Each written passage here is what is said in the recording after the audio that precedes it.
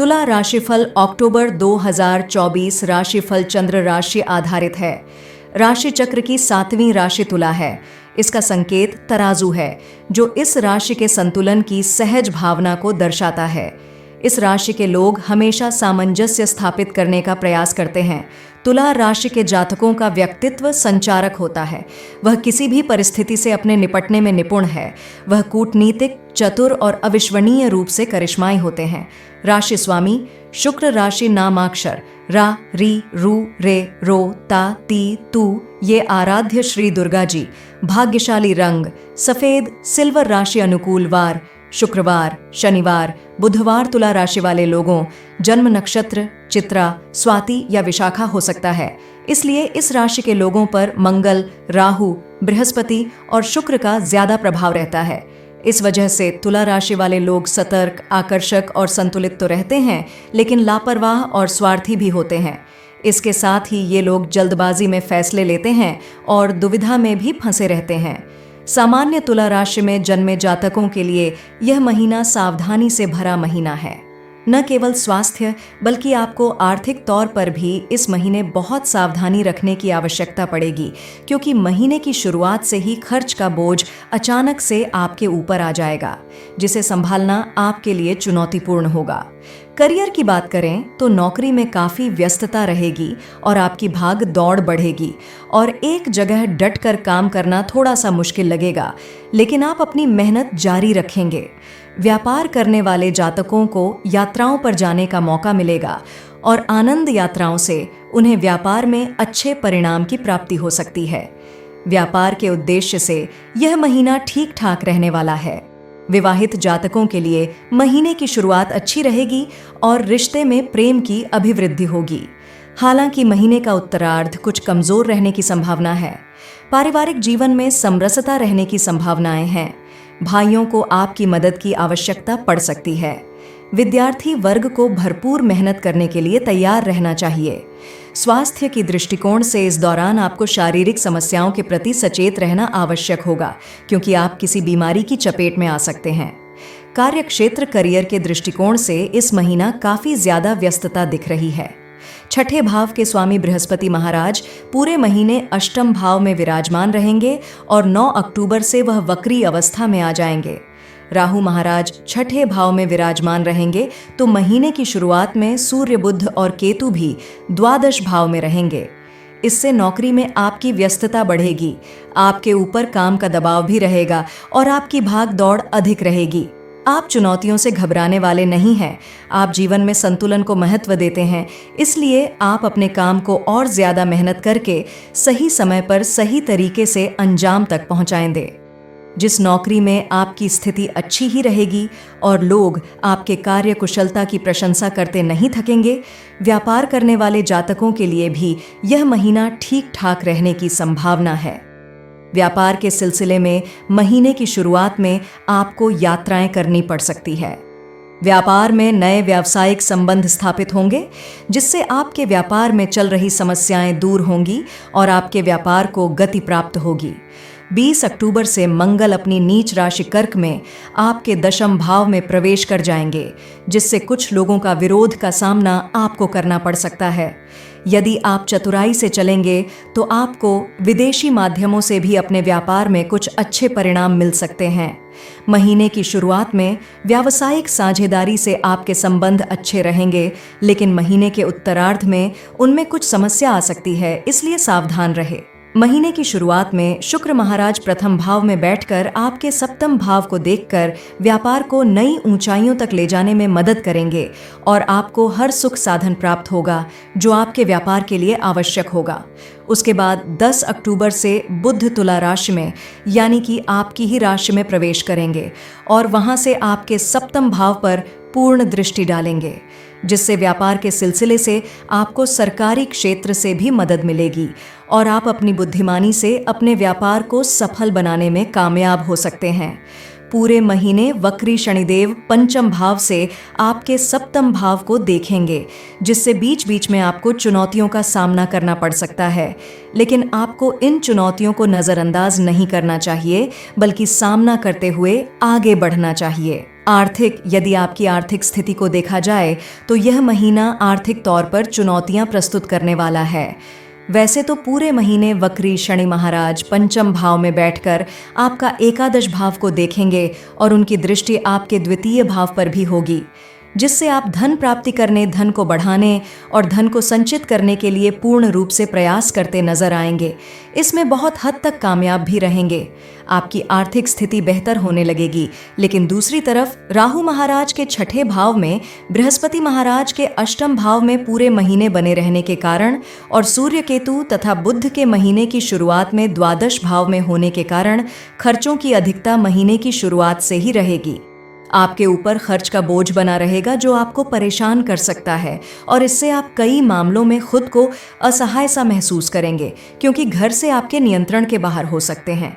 हालांकि 20 अक्टूबर से मंगल के दशम भाव में आने, 10 अक्टूबर से बुध के तुला में और सूर्य के भी 17 अक्टूबर को तुला में चले जाने से आपकी खर्चों की समस्या धीरे धीरे कम हो जाएगी। पूरी तरह समाप्त तो नहीं होगी, पर उसमें कमी अवश्य आएगी। इसके अतिरिक्त शुक्र 13 अक्टूबर से आपके दूसरे भाव में चले जाएंगे, जिससे आर्थिक स्थिति बेहतर होगी, आपका बैंक बैलेंस बढ़ेगा और आर्थिक मोर्चे पर आपका कामयाब रहेंगे। व्यवसाय की यात्राओं के माध्यम से व्यापार में भी उन्नति के योग बनेंगे, जिससे आपको धन लाभ होगा। स्वास्थ्य, यह महीना स्वास्थ्य के दृष्टिकोण से कुछ कमजोर रहने की संभावना है। शुक्र महाराज महीने की शुरुआत में अनुकूल स्थिति में अपनी ही राशि में, यानी कि आपके प्रथम भाव में विराजमान रहेगा, आपको एक अच्छा व्यक्तित्व, चुंबकीय आकर्षण और उत्तम स्वास्थ्य प्रदान करेंगे। लेकिन इसी समय अगर आप देखें तो पंचम भाव में वक्री शनि महाराज, छठे भाव में राहु, अष्टम भाव में बृहस्पति और द्वादश भाव में सूर्य और केतु विराजमान रहेंगे, जो आपको स्वास्थ्य समस्याएं दे सकते हैं। बृहस्पति की दृष्टि और नवम भाव में बैठे मंगल की दृष्टि भी द्वादश भाव पर होगी, जिससे आपको नेत्र रोग, आंखों से जुड़ी समस्याएं, पैरों में दर्द तथा पेट से जुड़ी समस्याएं परेशान कर सकती हैं। इसके बाद बुध 10 अक्टूबर से और 17 अक्टूबर से आपके प्रथम भाव में आ जाएंगे और मंगल आपके दशम भाव में चले जाएंगे। तब कुछ हद तक इन समस्याओं में कमी आ सकती है, लेकिन फिर भी आपको अपने स्वास्थ्य के प्रति सचेत रहना होगा और बारीक से बारीक समस्या पर भी ध्यान देना होगा, तभी आप तंदुरुस्त रहेंगे। अगर आप किसी समस्या से जूझ रहे हैं तो उस पर ध्यान दें और आवश्यक होने पर किसी अन्य चिकित्सक से भी सलाह अवश्य लें, इससे आपको बहुत लाभ मिलेगा। प्रेम व वैवाहिक, यदि आप किसी प्रेम संबंध में हैं तो यह वक्त आपकी पूरी परीक्षा इस महीने लेने वाला है। पंचम भाव के स्वामी वक्री शनि पंचम भाव में पूरे महीने विराजमान रहेंगे, जिससे आप अपने रिश्ते के प्रति वफादार रहेंगे। आप अपने प्रियतम की खुशी के लिए बहुत कुछ करेंगे और कई मामलों में कुछ कुर्बानियां भी देंगे। आप चाहेंगे कि आप अपने प्रियतम को हर वह खुशी दें जो उनको प्राप्त होनी चाहिए। इससे आपके बीच का प्रेम बढ़ेगा।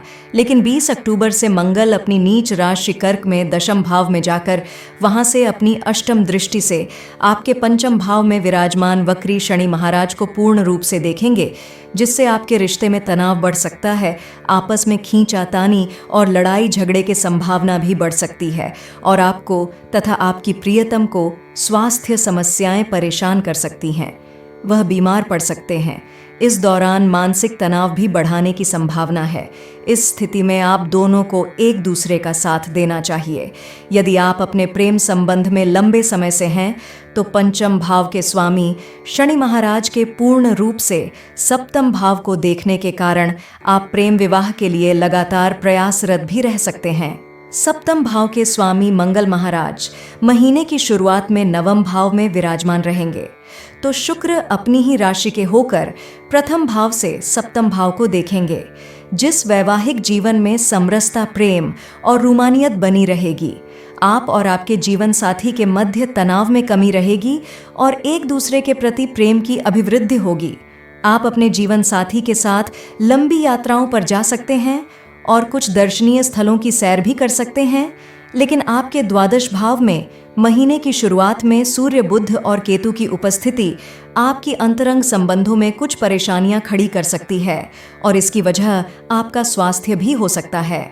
महीने के उत्तरार्ध में 10 अक्टूबर से बुध और 17 अक्टूबर से सूर्य तुला राशि यानी कि आपकी ही राशि में प्रवेश करने और वहां से आपके सप्तम भाव पर दृष्टि डालने तथा वक्री शनि की दृष्टि भी सप्तम भाव पर होने से वैवाहिक जीवन में थोड़ा तनाव बढ़ सकता है। आपको किसी भी तरह के टकराव से बचना चाहिए और अपने जीवन साथी को पर्याप्त समय और सम्मान देना चाहिए। इससे आपका रिश्ता संभल जाएगा और आप चुनौतीपूर्ण समय को भी आसानी से व्यतीत कर लेंगे।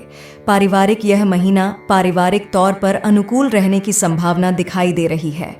शुक्र महाराज अपनी ही राशि के होकर विराजमान रहेंगे, जिससे आपके मन में सभी के लिए प्रेम की भावना रहेगी और सभी से अच्छा व्यवहार करेंगे।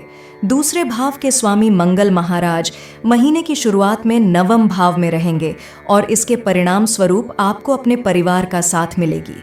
हालांकि 20 अक्टूबर से मंगल कर्क राशि में आपके दशम भाव में जाकर वहां से आपके प्रथम भाव, पंचम भाव और चतुर्थ भाव पर पूर्ण दृष्टि डालेंगे, जो कुछ समय के लिए पारिवारिक जीवन में तनाव को बढ़ा सकता है।